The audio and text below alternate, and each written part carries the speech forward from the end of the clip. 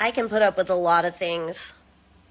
I've dealt with so much as an immigrant, but det her egentlig ikke greit.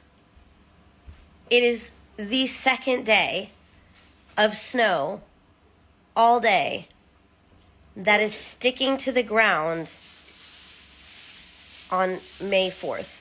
I realize this is Norway. I realize I don't live in the south of Norway, but I grew to expect certain human rights living in this country. And after vinterhalvår, which means the winter half of the year, all I asked was a few days of sun in May. Y'all, I'm from Texas. I don't know what to do about this. We're out here trying to smoke a brisket, and we're having friends over. We're going to have brisket in the snow.